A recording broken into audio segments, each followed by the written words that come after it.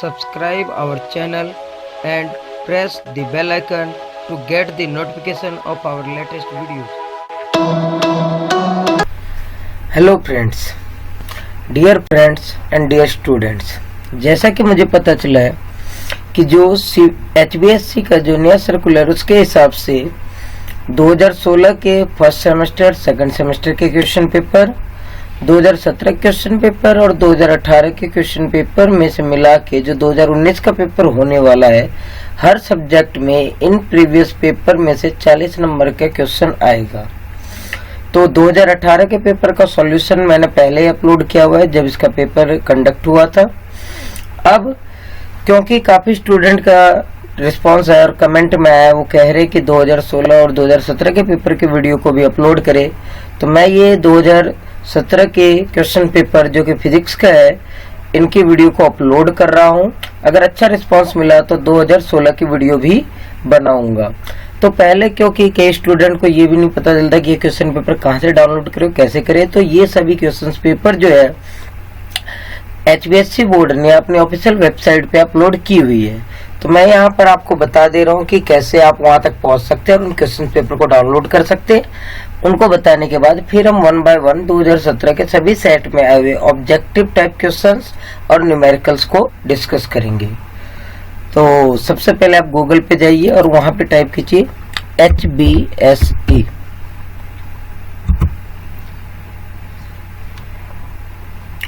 सबसे टॉप में ये ऑफिशियल वेबसाइट का लिंक खुल गया। यहाँ पर आप कीजिए एंटर वेबसाइट। एंटर वेबसाइट में ये आपको लिंक मिल जाएगा ओल्ड क्वेश्चन पेपर।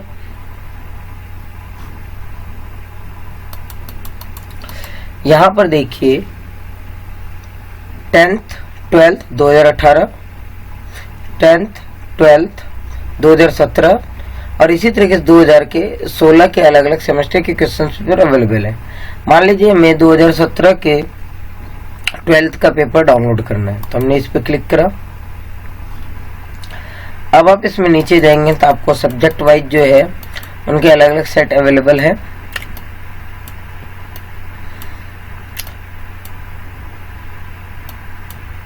इसी तरीके से फिजिक्स का set A, set B, set C, set D available है। मान लीजिए कि मैं फिजिक्स का सेट ए डाउनलोड करना है, तो इसके सामने PDF के निशान पे जाके क्लिक कीजिए। ये आपका क्वेश्चन पेपर डाउनलोड हो गया। तो इसी तरीके से आप अलग अलग जो ये आपका पूरा क्वेश्चन पेपर है सेट ए, जिसमें ये आपके ऑब्जेक्टिव टाइप क्वेश्चन से स्टार्टिंग के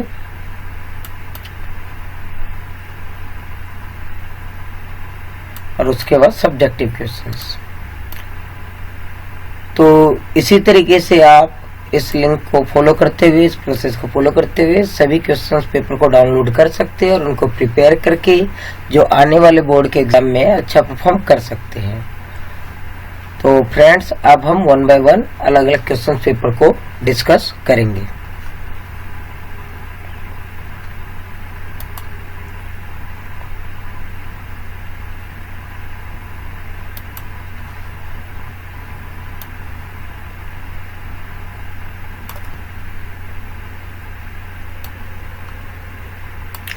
तो फ्रेंड्स, हम सबसे पहले CBSE बोर्ड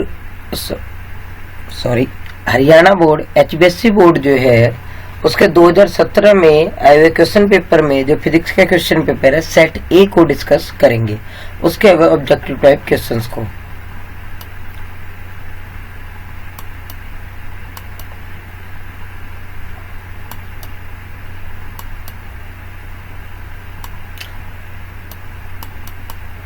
पहला क्वेश्चन ऑब्जेक्टिव टाइप में SI unit of electric charge. तो SI unit of electric charge हम सभी जानते हैं कि कूलम्ब होता है। तो आपके पास यहाँ 4 ऑप्शन है। वो एम्पियर आपको पता है करंट की SI यूनिट होती है, वोल्ट पोटेंशियल की होती है और चार्ज की SI यूनिट होती है कूलम्ब। तो आप इसमें कूलम्ब वाले ऑप्शन जो कि ऑप्शन बी है इस पर टिक करेंगे और नेक्स्ट क्वेश्चन पे मूव करते हैं।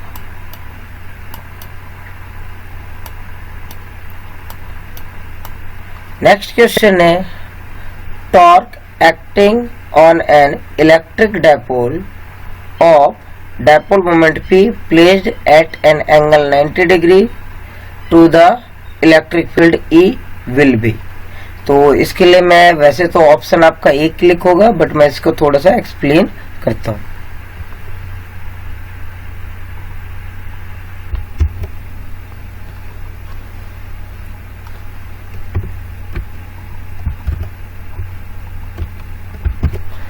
तो जैसा कि जो क्वेश्चन नंबर सेकंड है ऑप्शन, तो इसमें टॉर्क पूछा गया है और एंगल में दिया गया है 90 डिग्री। तो टॉर्क का फॉर्मूला जो होता है टाउ इज इक्वल टू होता है PE साइन थीटा, और थीटा आपको 90 डिग्री दिया गया है तो साइन 91 होता है, तो इसमें सिंपली आपका टॉर्क का फॉर्मूला जाएगा PE। तो इस क्वेश्चन में हम ऑप्शन ए PE के साथ प्रोसीड करेंगे। नेक्स्ट क्वेश्चन को डिस्कस करते हैं। नेक्स्ट क्वेश्चन दिया गया the resistivity of a conductor with increases in temperature. तो आपको बता दूं कि रेजिस्टिविटी जो कंडक्टर को होता है टेम्परेचर बढ़ने के साथ जो है बढ़ता है और टेम्परेचर के कम होने के साथ कम होता है। तो इसमें हमारे पास चार ऑप्शन है, decreases, increases, remain same, may increase और मे डिक्रीज। तो हमारा जो करेक्ट ऑप्शन है वो ऑप्शन बी है। तो इस क्वेश्चन में हम ऑप्शन बी इंक्रीजेज के साथ प्रोसीड करेंगे। नेक्स्ट क्वेश्चन,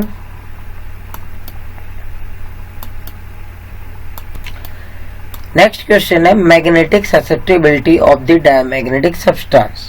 तो अगर आपने ये अलग अलग मैग्नेटिक सब्सटेंस की प्रॉपर्टीज पढ़ी हुई है तो आपको पता होगा कि जो ससेप्टिबिलिटी है वो डायमैग्नेटिक सब्सटेंस के लिए एक तो स्मॉल होती है और दूसरी नेगेटिव होती है। ओनली डायमैग्नेटिक सब्सटेंस ये है जिसके लिए मैग्नेटिक ससेप्टिबिलिटी की वैल्यू नेगेटिव होती है। तो इस क्वेश्चन में हमारा जो बेस्ट ऑप्शन है वो ऑप्शन ए है, जो करेक्ट ऑप्शन है। तो इस क्वेश्चन के लिए ऑप्शन ए को क्लिक करेंगे और टिक करेंगे। नेक्स्ट क्वेश्चन है the magnetic field at the centre of a circular coil of radius r carrying current I is given by.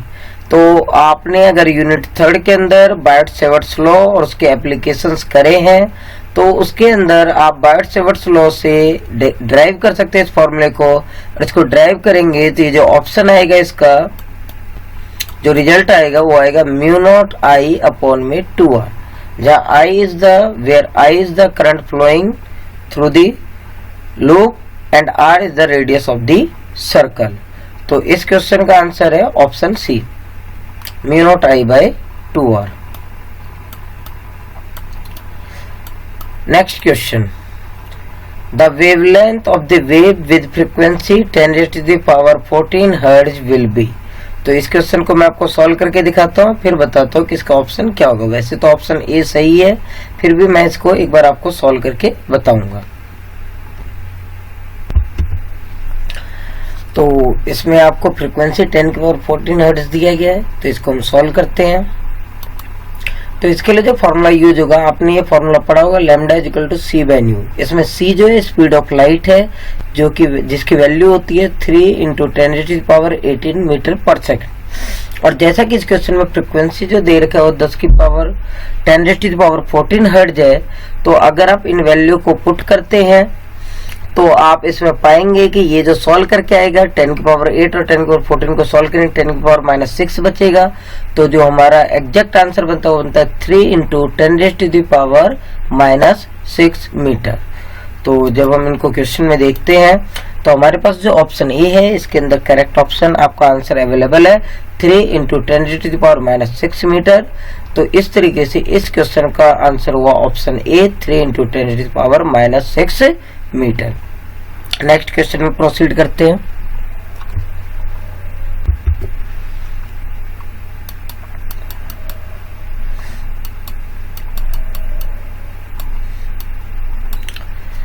Next question है working of an optical fibre depends upon. तो अगर आपने total internal reflection का topic पढ़ा हुआ है तो आपने उसके एप्लीकेशंस में ऑप्टिकल फाइबर को पढ़ा होगा। तो इसलिए जो ऑप्टिकल फाइबर का जो वर्किंग है वो टोटल इंटरनल रिफ्लेक्शन पे बेस्ड है। तो इस क्वेश्चन का आंसर होगा ऑप्शन डी।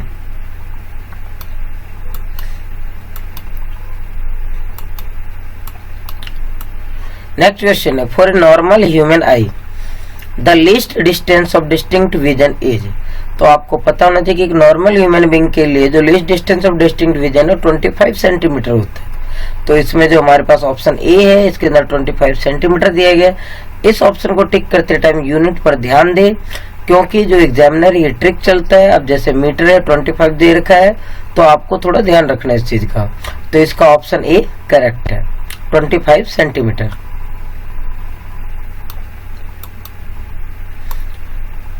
नेक्स्ट क्वेश्चन है, which of the following stopping potential required is minimum.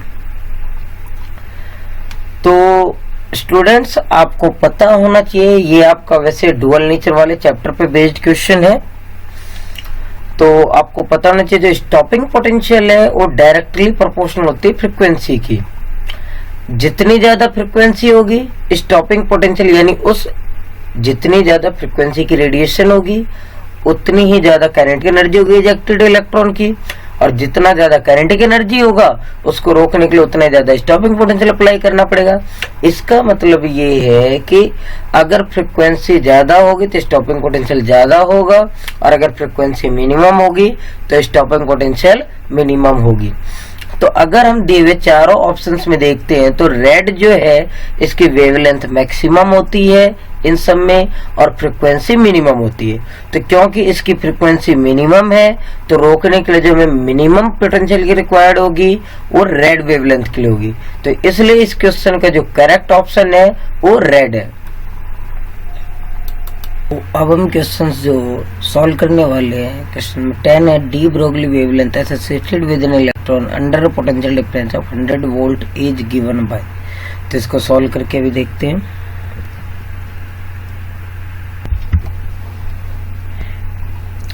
तो इस क्वेश्चन का सॉल्यूशन देखते हैं। तो इस क्वेश्चन को सॉल्व करने के लिए आपको इलेक्ट्रॉनों के साथ जो वेवलेंथ का फॉर्मूला वोल्टेज के टर्म में वो lambda is equal to 12.27 by में रूट वी एंगस्ट्रॉम। वी आपके वोल्टेज को रिप्रेजेंट कर रहा है। तो इसमें वोल्टेज हमें दे रखा है 100, तो 100 का रूट हो जाएगा 10, और 10 से आप डिवाइड करेंगे तो आंसर आ जाएगा 1.227 एंगस्ट्रॉम। तो इस क्वेश्चन का जो करेक्ट आंसर है वो ऑप्शन बी है, 1.227 angstrom. Next question, next question में हमसे ionisation energy of hydrogen atom पूछा गया है। तो एक चीज ध्यान रखिए, किसी भी एटम की जो आयोनाइजेशन, तो हाइड्रोजन एटम का जो इलेक्ट्रॉन जो होता है वो एक ही होता है, और उसका जो ग्राउंड स्टेट में जो एनर्जी होती है 13.6 इलेक्ट्रॉन वोल्ट होती है। तो इस हिसाब से इस क्वेश्चन का जो करेक्ट ऑप्शन होगा ऑप्शन बी होगा, 13.6 इलेक्ट्रॉन वोल्ट। नेक्स्ट क्वेश्चन देखते हैं। नेक्स्ट क्वेश्चन है कि एक टीवी टावर है जिसकी हाइट हमें h दे रखी है, रेडियस पर r दे रखा है। तो इसका डेरिवेशन जो आपका कम्युनिकेशन वाला चैप्टर उसके अंदर आपने किया हुआ है, और इसका जो रिजल्ट आता है √2RH। तो इसका करेक्ट ऑप्शन हो जाएगा ऑप्शन ए। अब हम इस क्वेश्चन पेपर में आए हुए कुछ न्यूमेरिकल्स को डिस्कस करेंगे। तो अब देखते कौन कौन से न्यूमेरिकल्स है। बाकी थ्योरेटिकल क्वेश्चंस तो आप कर लेंगे उम्मीद है, और किसी तरीके की प्रॉब्लम हो तो कमेंट बॉक्स में लिखकर बताएं। पहले what is the Coulomb's law, तो ये आप बता ही सकते हैं, इसका एक्सप्रेशन भी आपको पता ही है।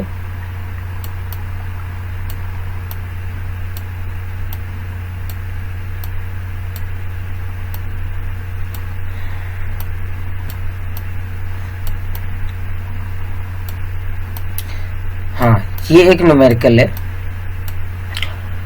इस न्यूमेरिकल को मैं थ्योरेटिकली सॉल्व करवा दूंगा। आप ध्यान से वर्डिंग को सुने और नोटबुक लेकर साथ के साथ उसको लिख के सॉल्व करते जाओ। तो इसके अंदर क्या है कि आपको जो एक कॉम्बिनेशन दिया गया है कैपेसिटर का, तो कैपेसिटर के सीरीज और पैरेलल कॉम्बिनेशन का फॉर्मूला तो आपको पता ही होगा कि इसके अंदर जो सीरीज में और पैरेलल में जो फॉर्मूला है वो रेजिस्टेंस के अपोजिट होता है।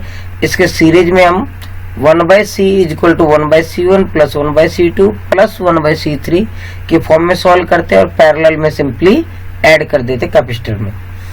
तो आप इसमें देख सकते हैं कि जो शुरुआत की जो 5 माइक्रोफैराड का कैपेसिटर है और दूसरा 5 माइक्रोफैराड का कैपेसिटर, ये दोनों आपस में पैरेलल में है, और पैरेलल में सिंपली ये ऐड हो जाएंगे।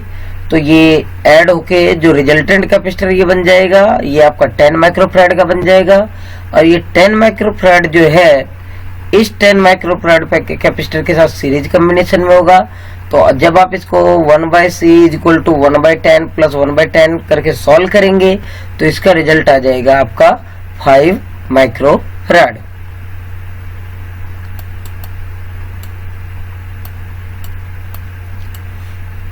नेक्स्ट क्वेश्चन है, इसमें पोलराइजेशन को एक्सप्लेन करने के लिए कहा है, तो ये तो आप एक्सप्लेन कर सकते हैं।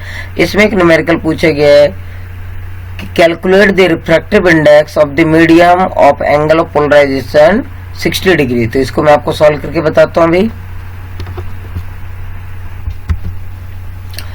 तो इस क्वेश्चन में जो आपका एंगल ऑफ पोलराइजेशन 60 डिग्री, तो इसको हम सॉल्व करते हैं। तो ये आपका जो ऑप्टिक्स है, ऑप्टिक्स में भी जो वेव ऑप्टिक्स वाला पार्ट है पोलराइजेशन में, ब्रीविस्टर लॉ से ये फॉर्मूला है रिफ्रैक्टिव इंडेक्स जो कि म्यू से रिप्रेजेंट करते हैं इक्वल टू 10 IP। IP क्या होता है? एंगल ऑफ पोलराइजेशन होता है। तो इसमें एंगल ऑफ पोलराइजेशन आपको 60 डिग्री दे रखा है, तो इसको हम यहाँ पुट करेंगे तो 1060, और 1060 की वैल्यू होती है √3। तो इस हिसाब से इस न्यूमेरिकल का जो आंसर हो जाएगा √3 हो जाएगा, और √3 की वैल्यू आप एग्जैक्ट निकाल सकते हैं 1.732। तो इस हिसाब से ये न्यूमेरिकल भी सॉल्व हो गया। अब नेक्स्ट क्वेश्चन देखते हैं।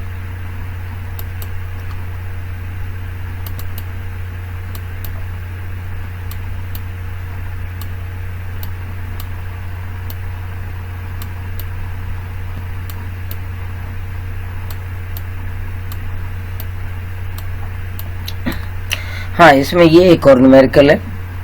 हमें सेल्फ इंडक्टेंस कैलकुलेट करना है when current in it changes by 2 ampere in 10⁻⁻² second and EMF produced is 20 volt. तो इसके लिए अभी मैं आपको रिलेशन बताता हूँ और इसको सॉल्व करके अभी बता रहा हूँ।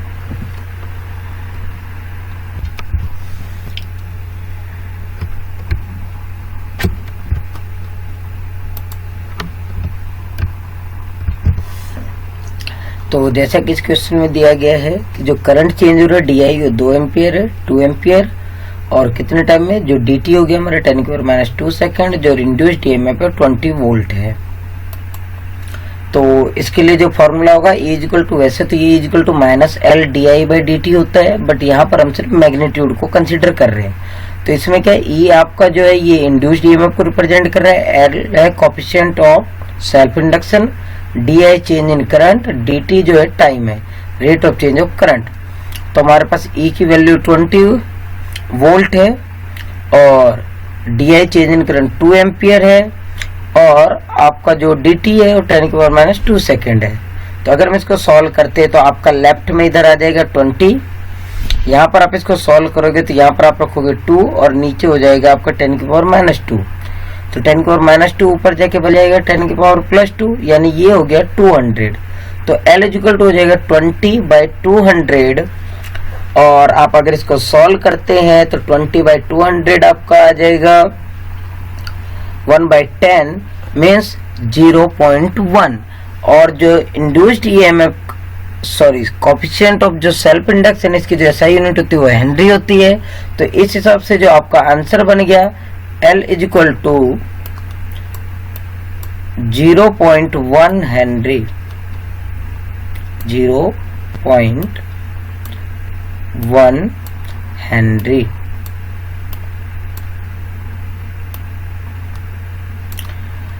ओके स्टूडेंट, तो अब नेक्स्ट क्वेश्चंस को देखते हैं कि और कोई न्यूमेरिकल है या नहीं है सेट ए में।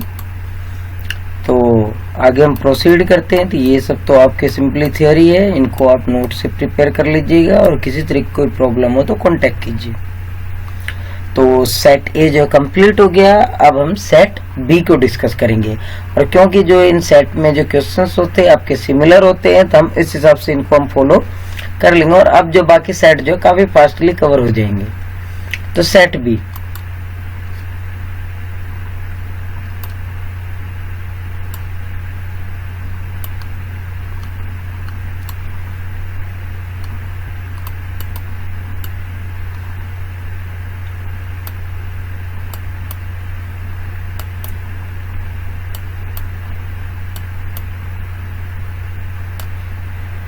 सेट बी का जो क्वेश्चन है, an electron is moving under potential difference of 1 volt, what will be the D Broglie wavelength. तो अभी हम इसको एक्सप्लेन करते हैं। तो इस क्वेश्चन का जो आंसर है, इसमें क्योंकि वोल्टेज आपको 1 वोल्ट दे रखा है, तो अगर आप इसमें इस फॉर्मूले को अभी प्रीवियस क्वेश्चन में डिस्कस करा था, तो v की वैल्यू अगर आप 1 रखेंगे तो 1 का √1 होता है, तो आपका आंसर आ जाएगा 12.27 एंगस्ट्रॉम। तो इस हिसाब से जो इसका जो करेक्ट आंसर हुआ 12.27 एंगस्ट्रॉम, तो ऑप्शन सी करेक्ट है। अब नेक्स्ट क्वेश्चन देखते हैं। नेक्स्ट क्वेश्चन में हाइड्रोजन का वही आपको आयनाइजेशन एनर्जी पूछ रखा है, तो ये आपका 13.6 इलेक्ट्रॉन वोल्ट होता है। यूनिट का ध्यान रखिए, आपको कंफ्यूज करने के लिए 13.6 से 3 बार लिख के दिया गया है, बट यूनिट ध्यान रखें 13.6 इलेक्ट्रॉन वोल्ट वाला ऑप्शन ही करेक्ट होगा। तो इस क्वेश्चन का जो ऑप्शन सी करेक्ट है, 13.6 electron volt. Next question, TV tower की हाइट दे रखी है, रेडियस दे रखा है अर्थ का, आपको कैलकुलेट करना है डिस्टेंस की जहां तक ये ब्रॉडकास्ट कर सकता है, तो ये होगा आपका √2RH, ऑप्शन सी करेक्ट है। Next, working of total reflecting prism. तो टोटल रिफ्लेक्टिंग प्रिज्म की जो वर्किंग है वो टोटल इंटरनल रिफ्लेक्शन TIR पे बेस्ड है, तो इसलिए इसका ऑप्शन ए करेक्ट है।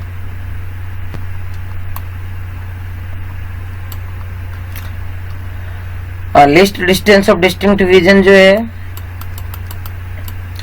तो ये आपके नॉर्मल ह्यूमन बीइंग के लिए 25 सेंटीमीटर होता है, बट यहाँ पर जो सेंटीमीटर में सिर्फ एक है 2.5 सेंटीमीटर, बट अगर 25 सेंटीमीटर को मीटर में कन्वर्ट करते हैं तो 100 से डिवाइड करेंगे 0.25 मीटर हो जाएगा।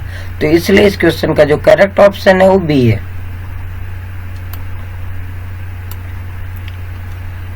अब ये अभी मैंने पीछे कंसेप्ट बताया था कि जो स्टॉपिंग पोटेंशियल है वो डिपेंड करता है फ्रीक्वेंसी पे, जितनी ज्यादा फ्रीक्वेंसी होगी उतनी ज्यादा इजेक्टेड इलेक्ट्रॉन की काइनेटिक एनर्जी, उतना ज्यादा स्टॉपिंग पोटेंशियल। और इसमें हमसे मैक्सिमम पूछा हुआ है, तो मैक्सिमम स्टॉपिंग पोटेंशियल के लिए फ्रीक्वेंसी मैक्सिमम होना चाहिए।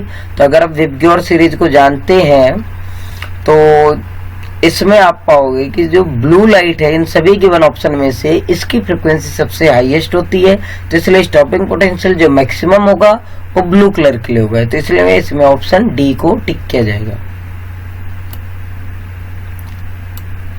Next, SI unit of electrostatic potential volt होती है, तो इसमें ऑप्शन सी टिक हो जाएगा।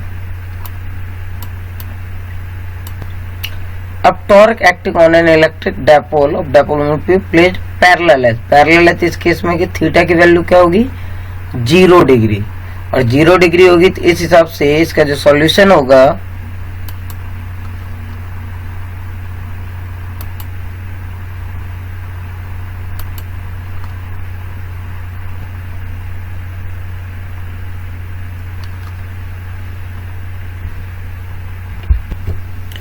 तो टॉर्क का फॉर्मूला था P sin थीटा, और इस केस में क्योंकि ये पैरेलल है थीटा की वैल्यू 0 डिग्री होगी और साइन 0 होता है, तो इस केस में टॉर्क होगा 0, तो इसलिए जो इसका करेक्ट आंसर है वो होगा 0। नेक्स्ट क्वेश्चन देखते हैं।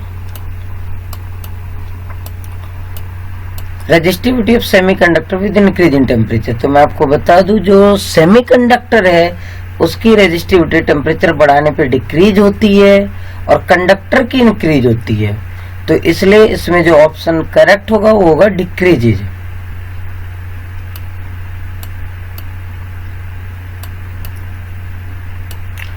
Next, magnetic susceptibility paramagnetic substance की पॉजिटिव होती है बट स्मॉल होती है, तो जो हमारे गिवन ऑप्शंस है उनमें से ऑप्शन ए करेक्ट है। नेक्स्ट, मैग्नेटिक फील्ड कैलकुलेट करना है centre of a circular coil, तो ये फॉर्मूला होता है μ0I/2R, तो इसका जो करेक्ट ऑप्शन होगा ऑप्शन डी। नेक्स्ट क्वेश्चन, इसमें आपको फ्रीक्वेंसी दे रखा है, वेवलेंथ कैलकुलेट करना है, तो इसके लिए जो फॉर्मूला है हमारा उसको हम फॉलो करते हैं।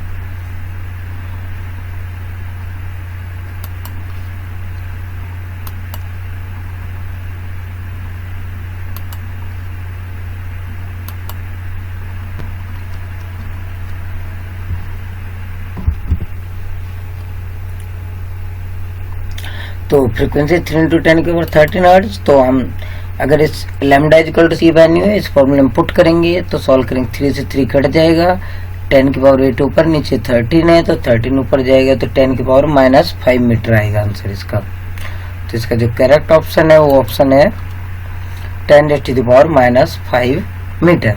अब इसमें आए हुए न्यूमेरिकल को डिस्कस करते हैं।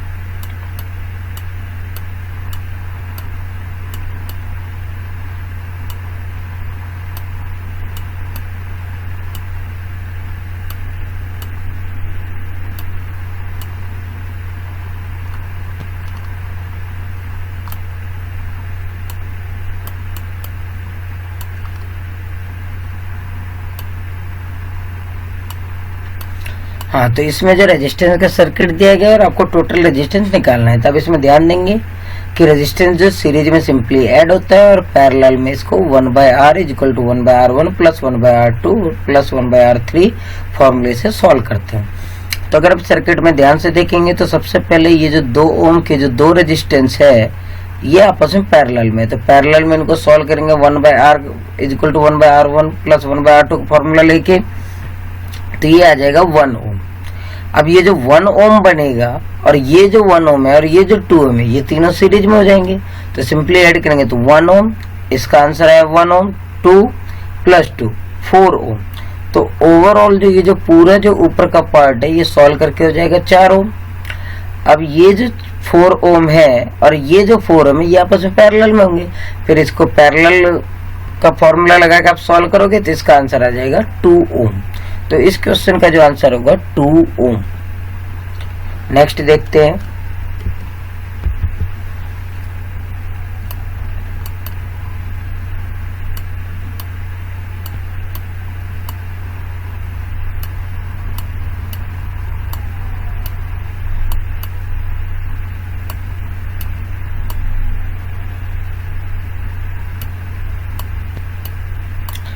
नेक्स्ट ये न्यूमेरिकल है, इसके अंदर में कैलकुलेट करना है ईएमएफ और इंड्यूस्ड ईएमएफ, और इसमें जो सेल्फ इंडक्टेंस और 10⁻⁻2 हेनरी है, और जो rate of change of current यानी di/dt जो है 20 एम्पियर पर सेकेंड।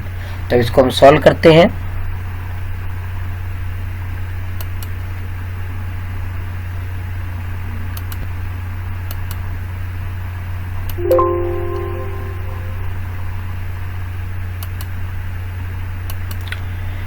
तो जैसा कि ये फॉर्मूला आप देख रहे हैं तो इस फॉर्मूले के हिसाब से हम सॉल्व करेंगे। इनमें कुछ डाटा है जो हमें गिवन है, तो उन डाटा को हम लिखते हैं जरा। तो इसमें जो मैं rate of change of current di/dt और 20 एम्पियर पर सेकेंड है, और जो self inductance coefficient of self induction दे रखा है 10⁻⁻2 हेनरी दे रखा है। तो इसको इस फॉर्मूले में पुट करेंगे और इंड्यूस्ड ईएमएफ यहाँ से हम कैलकुलेट कर लेंगे। तो 20 × 10⁻², 10⁻² को हम डिवाइड में 100 लिख सकते हैं। तो इसको आप सॉल्व करेंगे तो आपका जो आंसर है वो सॉल्व करके आ जाएगा इस फॉर्मूले में पुट करके, =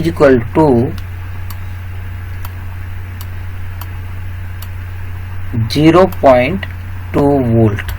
0.2 वोल्ट आंसर आ जाएगा इसका।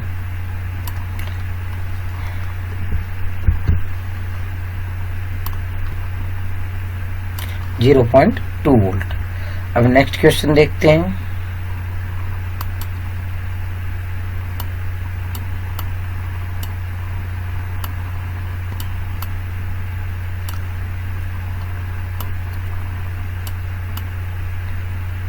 और तो कोई क्वेश्चन दिख नहीं रहा है, एक पोलराइजेशन वाला होना चाहिए।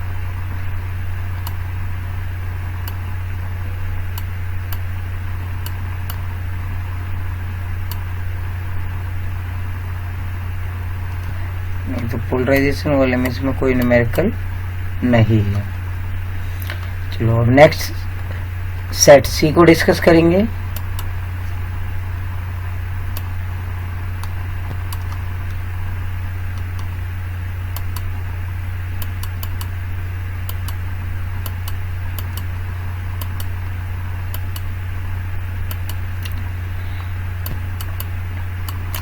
सेट सी दोबारा इसमें फ्रीक्वेंसी दे रखी है 3 × 10⁻12 हर्ट्ज।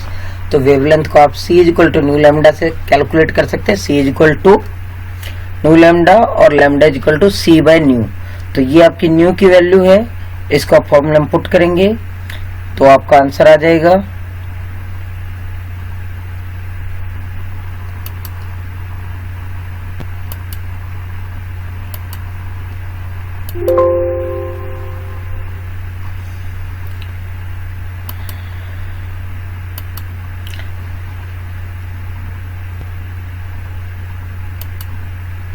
तो आपके पास फॉर्मूला आ जाएगा। बस इसमें जो फ्रीक्वेंसी की वैल्यू चेंज हो गई है, तो इसमें फ्रीक्वेंसी 3 × 10⁻12 हर्ट्ज। तो इसको हम सॉल्व करेंगे तो 3 से 3 कट जाएगा, तो 12 और 8 को आप सॉल्व करोगे तो ये आ जाएगा 10⁻⁻4। तो इसका जो करेक्ट आंसर बन जाएगा वो हो जाएगा 10⁻⁻4 मीटर। नेक्स्ट है आपका ये आपका मैग्नेटिक फील्ड कैलकुलेट करना, डिस्टेंस आर पे स्ट्रेट करंट कैरिंग कंडक्टर। तो ये आप जो है एम्पियर सर्किट लॉ से आप डेरिवेशन कर सकते हैं इसका यूनिट थर्ड में, और इसका रिजल्ट आएगा μ0 I बाय में 2πr। Next question, magnetic susceptibility ferromagnetic substance का जो होता है वो लार्ज होता है एंड पॉजिटिव होता है, तो इसका ऑप्शन बी करेक्ट है। Next, with the increase in temperature conductivity, इस बार कंडक्टिविटी पूछा है, तो टेम्परेचर के इंक्रीज होने से जो कंडक्टर की कंडक्टिविटी है वो डिक्रीज होती है, तो इसका करेक्ट ऑप्शन है बी, डिक्रीजेज। ऐसा यूनिट ऑफ कैपेसिटेंस फेराड होता है, तो इसका जो करेक्ट ऑप्शन होगा वो ऑप्शन डी होगा, फेराड।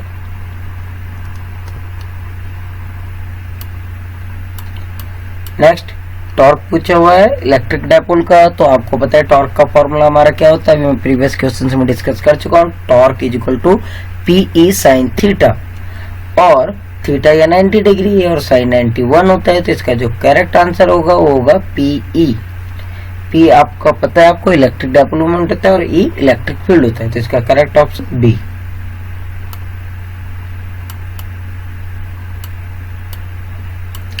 ये तीसरी बार रिपीट क्वेश्चन हुआ है, तीसरे सेट में भी है।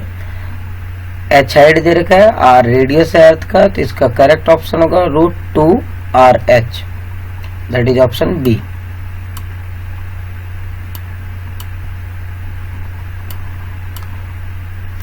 Ionization energy of hydrogen atom is 13.6 electron volt, that is option D.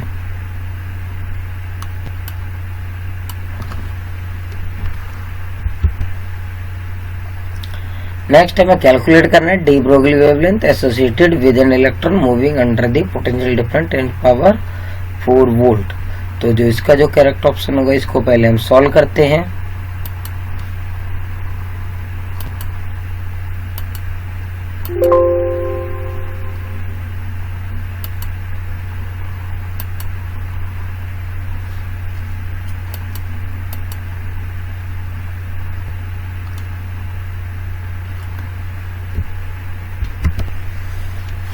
तो इसमें जो आपको 10⁻4 वोल्ट दे रखा है, तो 10⁻4 10,000 हो जाएगा। इसको V की जगह पर रखेंगे तो इसका √100 आएगा, और 100 से डिवाइड करेंगे तो आंसर आएगा 0.1227 एंगस्ट्रॉम। तो इसका जो करेक्ट ऑप्शन होगा वो होगा, देखते नीचे टिक कर रखा है 0.1227 एंगस्ट्रॉम।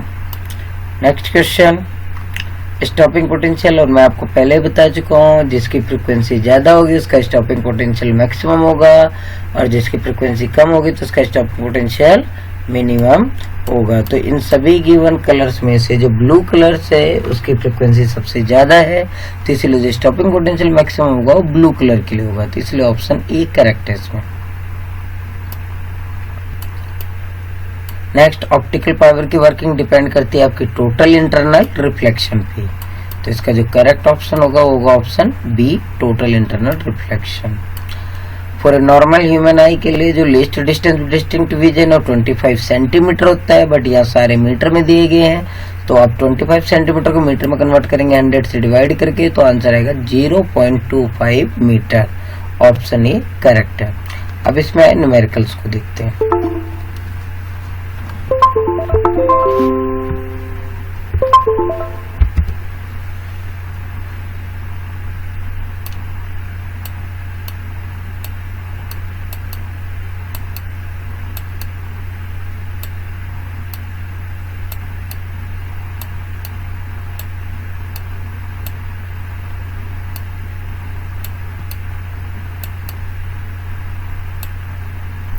फिर इसमें हमें कैपेसिटेंस को सॉल्व करना है। तो आप इस सर्किट को ध्यान से देखें तो इसकी शुरुआत ही यहाँ से होगी। ये 2 माइक्रोफैराड के जो ये कैपेसिटर है आपका, जो आपको ये येलो कलर से दिख रहा होगा यहाँ पे येलो के सर्कल के साथ मोशन में, और दूसरा ये वाला कैपेसिटर, ये दोनों पैरेलल में है। पैरेलल में कैपेसिटर को सिंपली ऐड करते हैं तो इन दोनों का मिला के जो आंसर हो जाएगा वो 4 माइक्रोफैराड हो जाएगा। इस 4 माइक्रोफैराड का जो रिजल्टेंट कैपेसिटर है इस 4 माइक्रोफैराड के साथ आपका सीरीज में होगा। सीरीज में 1 बाय पैरेलल सीरीज में जो 1/c equal to 1/c1 plus 1/c2 formula use करके सॉल्व करेंगे तो इस पूरे ऊपर वाले सर्किट का आंसर आ जाएगा 2 माइक्रोफैराड। और ये जो ऊपर का जो 2 माइक्रोफैराड आंसर होगा ये नीचे वाले 2 माइक्रोफैराड के साथ पैरेलल में होगा और सिंपली इसको ऐड कर देंगे। तो एट लास्ट इस क्वेश्चन का जो फाइनल आंसर होगा दैट विल बी 4 माइक्रोफैराड।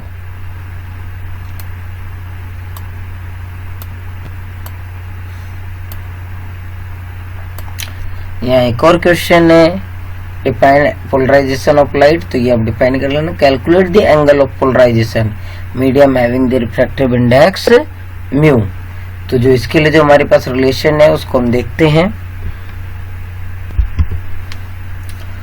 तो इस क्वेश्चन में आप देखिए कि हमारे पास जो म्यू यानी रिफ्रैक्टिव इंडेक्स √3 दे रखा है और आईपीएम में एंगल ऑफ पोलराइजेशन कैलकुलेट करना है। तो √3 जो अगर हम यहाँ पर रखते हैं तो tan थीटा में जो है 60 डिग्री के लिए √3 वैल्यू होती है, तो यहाँ पर एंगल ऑफ पोलराइजेशन आ जाएगा आपका 60 डिग्री।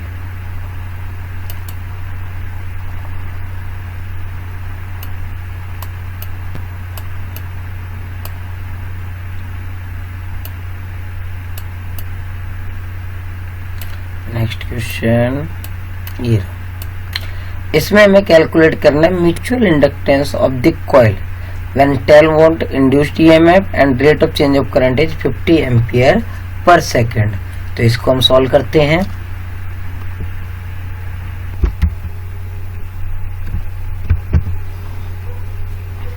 तो इस क्वेश्चन का आंसर जो हम सॉल्व करेंगे तो ये हमारे पास है induced EMF, mutual coefficient of mutual induction, rate of change of current. तो जैसा कि इस क्वेश्चन में rate of change of current आपका 50 एम्पियर पर सेकेंड और जो इंड्यूस्ड ईएमएफ वो 10 वोल्ट आप क्वेश्चन में देख सकते हैं। Rate of change of current 50 ampere पर सेकेंड और जो इंड्यूस्ड ईएमएफ 10 वोल्ट है और हमें कैलकुलेट करना है म्यूचुअल इंडक्टेंस। तो हम यहाँ पर कैलकुलेट करते हैं।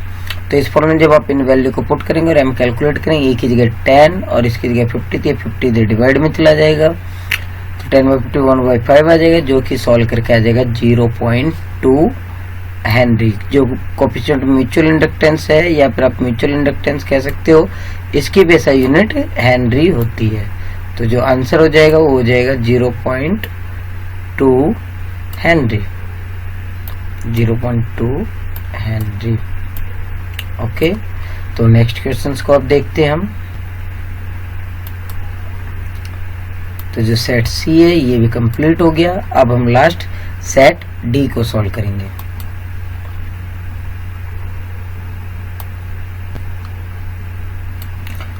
तो सेट डी जो है आपका, ये आपका सेट डी चल रहा है।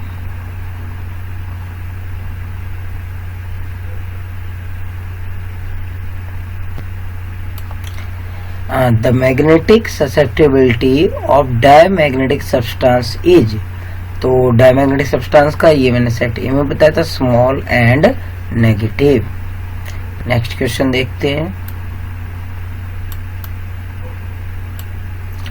Magnetic field distance R straight conductor के कारण, तो ये मैंने आपको बताया था आपका एम्पियर सर्किट लॉ के हिसाब से सॉल्व करके आ जाएगा μ0I में 2πr।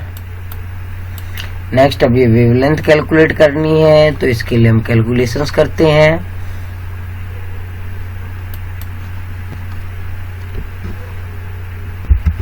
तो इस क्वेश्चन में जो फ्रीक्वेंसी दे रखी है, जो कि आप देख सकते हैं, फ्रीक्वेंसी है 3 × 10⁹ हर्ट्ज। तो जब हम इसको सॉल्व करते हैं तो ये जो क्वेश्चन है तो यहाँ पे 3 कट देगा, 1/10 आएगा। 1/10 को हम लिख सकते हैं 0.1 मीटर। तो इसका जो करेक्ट ऑप्शन है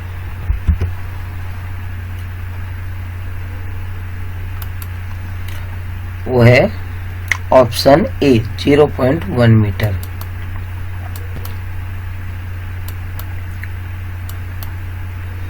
next conductivity of semiconductor with temperature, तो कंडक्टिविटी जो सेमीकंडक्टर की टेम्परेचर के साथ इंक्रीज होती है, तो with the increase in temperature its conductivity increases.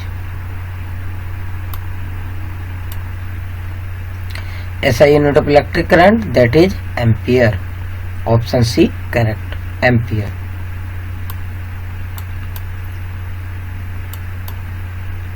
Next आपको टॉर्क कैलकुलेट करना है। Torque acting on the electric dipole P placed parallel, parallel है तो आपको पता है कि थीटा 0 होगा और टॉर्क का formula tau is equal to PE sine theta, और साइन 0 की वैल्यू 0 होती है, तो इस हिसाब से इसका जो करेक्ट आंसर होगा वो होगा 0। नेक्स्ट क्वेश्चन, डिस्टेंस का फॉर्मूला ड्राइव करना है एंटीना के लिए जिसकी हाइट h है, रेडियस अर्थ का जो है r है, तो √2RH, तो ऑप्शन सी करेक्ट है। The working of total reflecting prism, तो ये आपको पता है टोटल इंटर रिफ्लेक्शन पर बेस्ड है, तो इसलिए इसका ऑप्शन ए करेक्ट होगा, total internal reflection. For a normal human I least distance of distinct division 25 centimetre होता है, तो इसका करेक्ट ऑप्शन है option D 25 centimetre. Next, stopping potential के लिए मैंने आपको बता रखा है कि जो फ्रीक्वेंसी के डायरेक्टली प्रोपोर्शनल होता है, और इसमें मैक्सिमम स्टॉपिंग पोटेंशियल कैलकुलेट करना है, तो हमें देखना पड़ेगा मैक्सिमम फ्रीक्वेंसी किसकी है, ग्रीन, येलो या फिर रेड, वायलेट। तो आपको पता है कि जो सबसे हाईएस्ट फ्रीक्वेंसी इन चारों में वायलेट की है, तो इसलिए इसका करेक्ट ऑप्शन होगा वायलेट।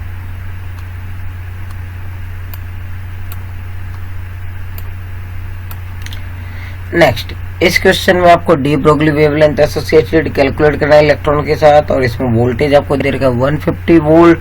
तो अब हम इसको सॉल्व करते हैं।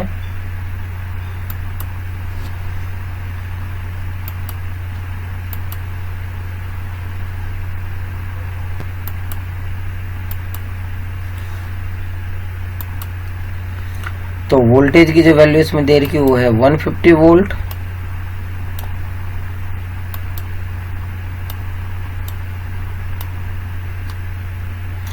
तो 150 का अगर आप रूट कैलकुलेट करेंगे तो ये सॉल्व करके आएगा 12.25 के आसपास, जो कि 12.27 के लगभग पास है। तो एक तरीके से ऊपर और नीचे डाटा सेम आ जाएगा, तो ये आपस से कैंसिल आउट हो जाएंगे, और इसका जो रिजल्ट है वो आ जाएगा 1 एंगस्ट्रॉम।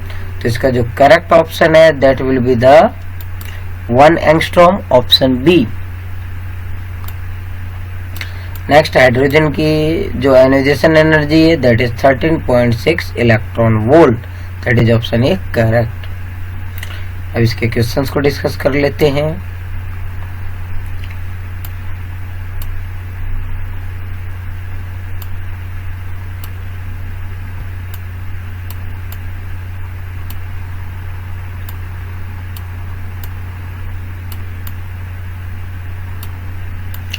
तो इसमें आपको रेजिस्टेंस सॉल्व करना है, तो आप इसमें जरा ध्यान से सर्किट को देखेंगे तो आप पाएंगे कि ये जो शुरू के ये आपको जो सर्कल में दिख रहा होगा, जो मैं ये घुमा रहा हूँ येलो डॉट से, ये दोनों रेजिस्टेंस आपस में पैरेलल में, तो इनका जो आंसर हो जाएगा 4 ओम।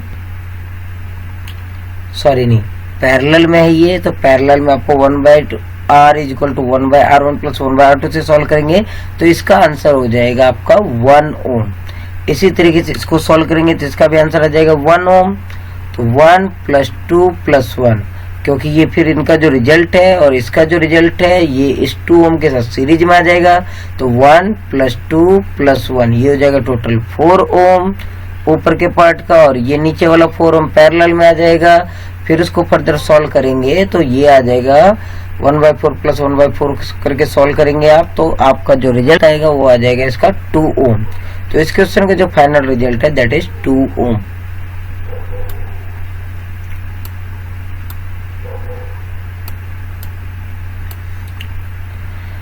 इसमें आपको रिफ्रैक्टिव इंडेक्स कैलकुलेट करना है, एंगल ऑफ पोलराइजेशन दे रखा है, तो आपको पता है कि refractive index that is mu equal to 10 IP। IP आपका एंगल ऑफ पोलराइजेशन है, और 1060 की वैल्यू होती है √3। तो इसका आंसर आ जाएगा रिफ्रैक्टिव इंडेक्स √3, और √3 का आप लिख सकते हो 1.732।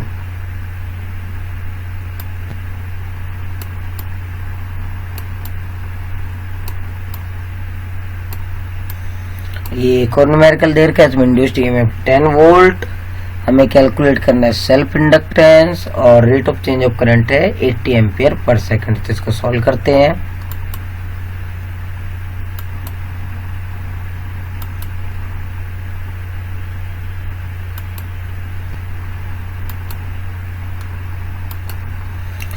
तो यहाँ पर हमारे पास जो है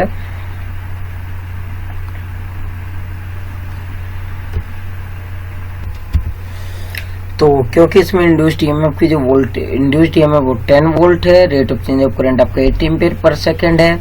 तो जब हम इसको इस गिवन फॉर्मूले में पुट करेंगे, तो जब हम इसको सॉल्व करेंगे, तो इसको सॉल्व करने के बाद जो आपका सेल्फ इंडक्टेंस L है वो आ जाएगा आपका, इधर से आप यहाँ पर रखोगे 10, यहाँ पर रखोगे 80, डिवाइड में आएगा तो 1/8 को सोल्व करोगे तो यह आ जाएगा 0.125 हेनरी।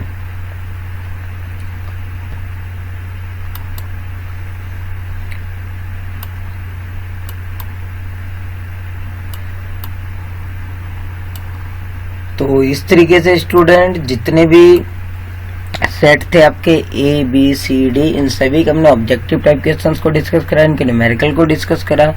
आई होप आपको समझ में आया। अगर किसी तरीके की कोई भी प्रॉब्लम है या कोई भी समझने में समस्या आ रही, कोई और भी क्वेश्चन है, तो आप मुझे कमेंट बॉक्स में लिख कर दीजिए, मैं उनका सॉल्यूशन आपको प्रोवाइड करने की कोशिश करूंगा। और अगर आप लोगों का सहयोग मिला तो मैं इसी तरीके से वीडियो बनाते रहूंगा। तो उम्मीद करता हूँ कि आपको ये पसंद आएगा और आपके एग्जाम में हेल्प करेगा। तो आप इनको देखिए, वीडियो को समझिए, प्रैक्टिस कीजिए और पेपर के लिए तैयारी कीजिए। Best of luck, thank you.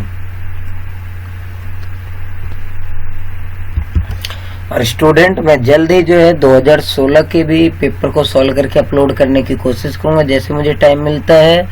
तो अगर आप अपडेट चाहते हैं कि जैसे वो अपलोड हो आपको उनका पता चल जाए, तो हमारे चैनल को सब्सक्राइब करें और कमेंट बॉक्स में लिखकर बताएं कि कितने स्टूडेंट्स चाहते हैं कि मैं 2016 के भी पेपर का सॉल्यूशन अपलोड करूं। Okay student, again thank you.